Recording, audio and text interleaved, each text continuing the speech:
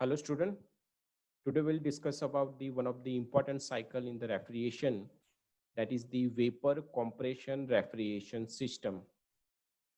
This topic is covered in the unit number 3, that is the refrigeration in thermal engineering 2 subject. At the end of this lecture, you will be able to understand the working of vapor compression refrigeration system, that is the VCRS, identify the various component of the VCRS, know the pH, TS, and PV diagram of the VCRS, and at the last, you will be able to know the COP of the VCRS. Now, vapor compression refrigeration cycle working. As we already discussed in the earlier lecture, in any refrigeration system, there are four components will be there. One is the compressor, condenser, expansion device, and the fourth one is the evaporator. Similarly, in the vapor compression refrigeration system, that is VCRS, these four components are used. Also, there is a working medium, it is there. The working medium is known as a refrigerant. This refrigerant, the phase of the refrigerant, it is in the vapor form in the compressor and also in the liquid form in the condenser or as well as in the receiver case. So in the compressor side, the low pressure vapor refrigerant is entering into the compressor. In the compressor, this low pressure vapor refrigerant is converted into the high pressure vapor refrigerant. After that, this high pressure as well as high temperature vapor refrigerant, it goes to the condenser. In the condenser, this high pressure, high temperature refrigerant, it is converted into the liquid, but the pressure is high. So this high pressure liquid is stored in the receiver. After that, it goes to the expansion valve. In the expansion valve, this high pressure liquid, it is converted into the low pressure liquid. In the expansion process, there will be the certain vapor will be formed. So the low pressure liquid as well as vapor mixture, the amount of the vapor in the expansion process is very less. So we can say the majority portion is the low pressure liquid. So the function of the expansion valve or any refrigerant control valve, it is reduce the pressure of the refrigerant from high pressure to the low pressure. The reason is that we require to have low pressure liquid as well as low temperature liquid. So this expansion valve will reduce the pressure as well as it will reduce the temperature of the refrigerant. So after the expansion valve, we will have the low pressure and low temperature refrigerant. So this low pressure, low temperature refrigerant, it is entering into the evaporator. Evaporator is the space that we need to cool the particular substance. If we require to cool the any substance, we can use this evaporator to cool that particular substance. So this low pressure, low temperature refrigerant is entering into the evaporator. So in the evaporator coil, this low pressure, low temperature refrigerant, it absorbs the heat from the outside. If there is a substance is there, it will absorb the heat from the substance. Or if there is a hot air, it blows in the evaporator, it will absorb the heat from the air. So this low pressure, low temperature refrigerant, it is absorb the heat from the outside. It gives the cooling effect. It gives the refrigerant effect. So this evaporate at the end of the evaporator, this refrigerant is converted into the vapor form and its pressure is a low. So in the evaporator, we will get the refrigerating effect. After that, this evaporator, from the evaporator, this low pressure vapor, goes to the compressor. So this is the main working of the vapor compression refrigeration system. These are the points. 1 to 2, it is for the compressor. 2 to 3 is the condenser process. 3 to 4, we can say that is the expansion process, including the receiver. And 4 to 1, it is the evaporator process. Now, which are the component of the VCRS? As we discuss in the cycle, that in the VCRS system, first is the, you can say that the sequence may be the change. That is the evaporator, suction line, because evaporator has a suction line, from compressor has a suction line. Then there will be the discharge line, because compressor will receive the low pressure vapor from the suction line. It will discharge the high pressure vapor. So this it requires the discharge line from the compressor. It is goes to the condenser. Then there will be the receiver, expansion valve, there will be the liquid line, and there will be the evaporator. These are the component in the VCRS. Now it is important to understand the pH, TS and PV diagram of the VCRS. So this is the pH diagram, P for pressure and H for enthalpy. So in the pH diagram, this is the evaporator pressure and this one is the condenser pressure. And these are the point 1, 2, 3, 4. 1 to 2 is the compression process. 2 to 3 is the condensation process. 3 to 4 is the expansion process. Before going into the pH diagram, we need to understand the regions. This line is known as a saturated liquid line. This line is known as a saturated liquid line. Saturated liquid line, from the saturated liquid line, the left region, it is known as a subcooled liquid region. This is known as a subcooled liquid region. Another is a liquid plus vapor, or we can say the wet region. This is saturated liquid line. This one is a saturated vapor line. The region between these two lines, it is known as a wet region, or we can say that we have the liquid plus vapor. And this one is a superheated vapor region.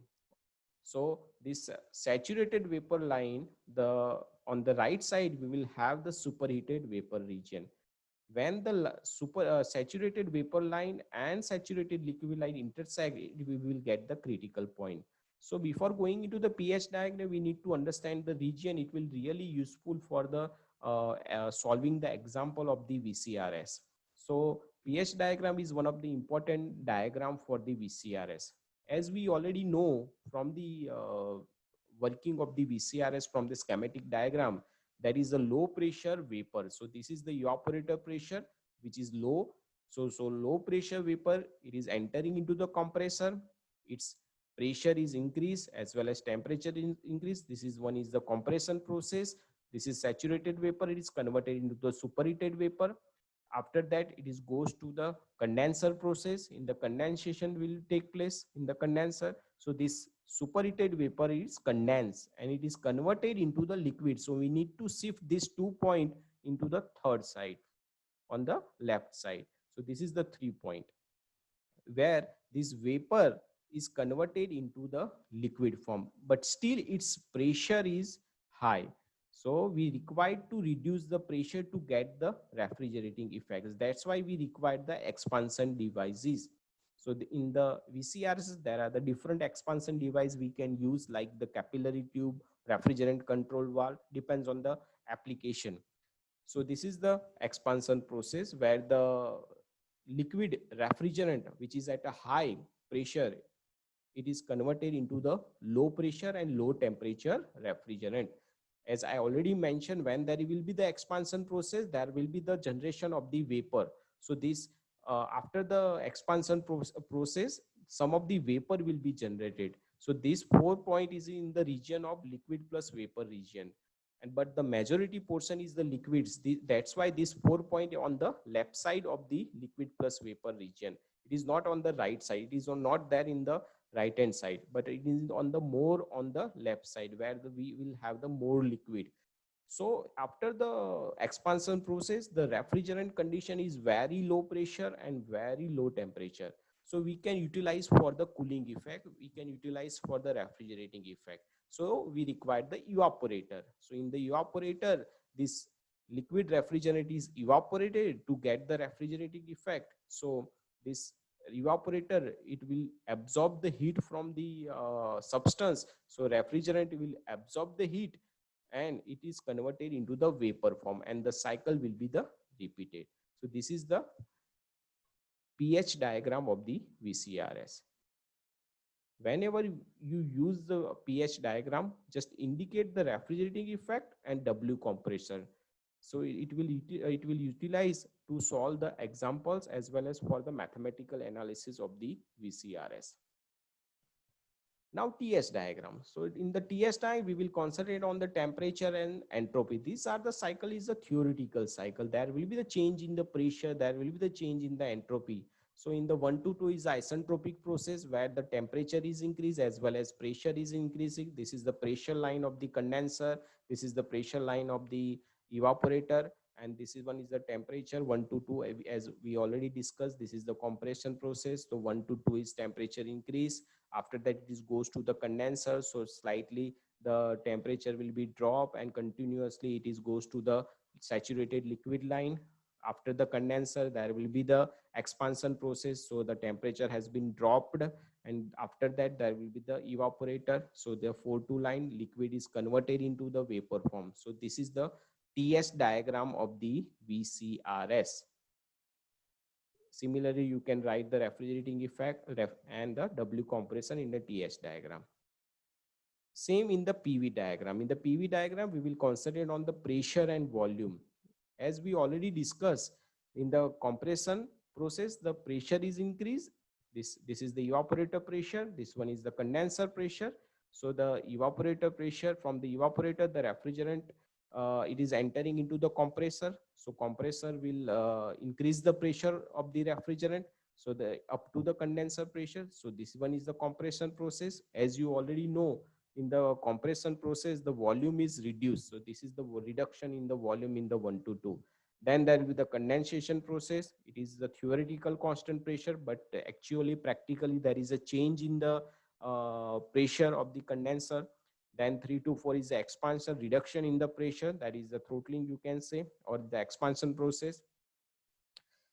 Then after that 4 to 1 is the evaporation process. So this one is the PV diagram. As we already discussed, liquid plus vapor or gas, this is superheated or gas, or this is a subcool or liquid region.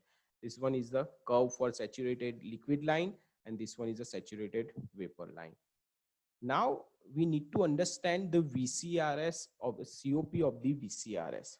For that we will concentrate on the only on the pH diagram to understand the COP of the VCRS. As this one is the pH diagram, in that, as we already discussed, first write the refrigerating effect and W compression.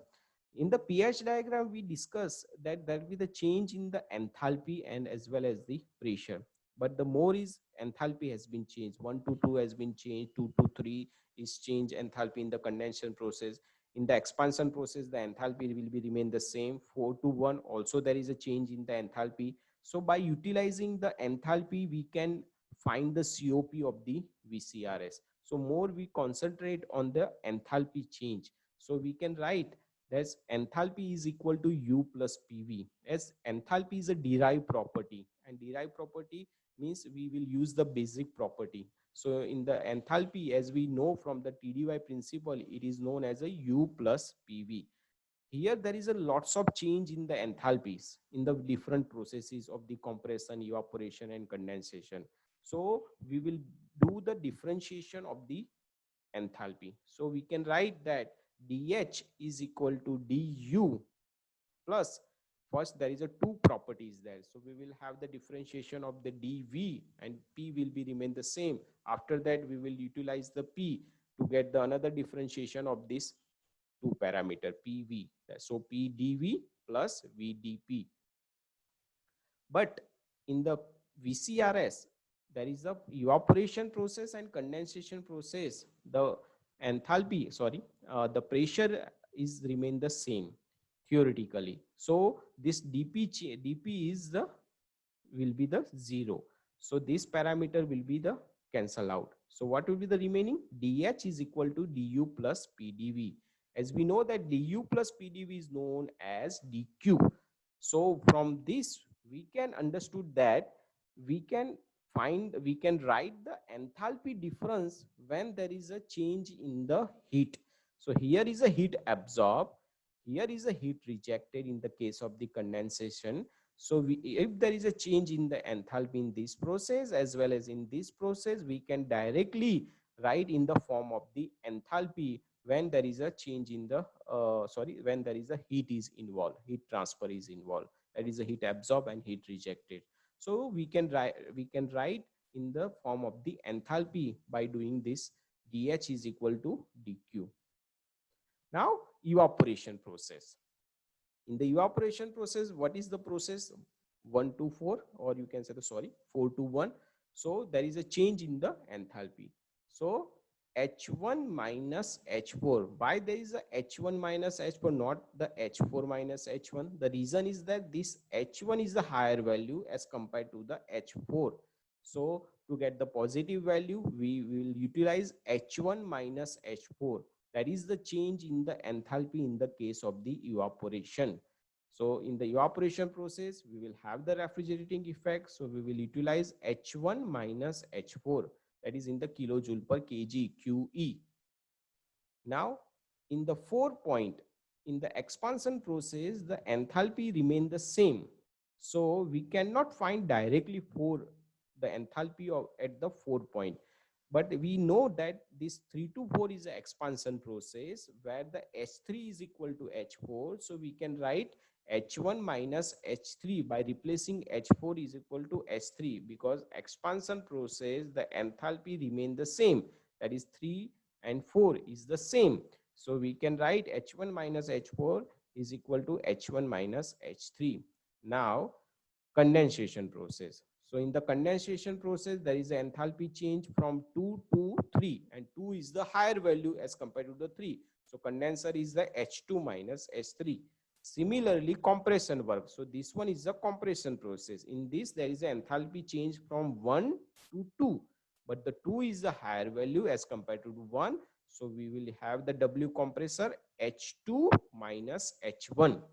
Now, what is COP? As we already discussed in the earlier lecture, COP is equal to refrigerating effect divided by work of W net. So in the refrigerating effect is our evaporation process, that is the H1 minus H3. So this is the refrigerating effect from the evaporation process. And what is the W compressor? That is the H2 minus H1. So this is the COP of the VCRS cycle. So by utilizing this enthalpy value, we can find the COP of the VCRS system. In that, we require the 3 enthalpy, that is H1, then there is a H2, and there will be the H3. If you have the value H1, H2 and H3, you can find the COP of the VCRS. So that we discuss of the COP of the VCRS. So in this lecture, we discuss about the working of the VCRS. Then we discuss about the pH, TS and PV diagram of the VCRS. After that, we evaluate the COP of the VCRS by doing the enthalpy changes, by observing the enthalpy changes. So that is the equation of the COP. Thank you.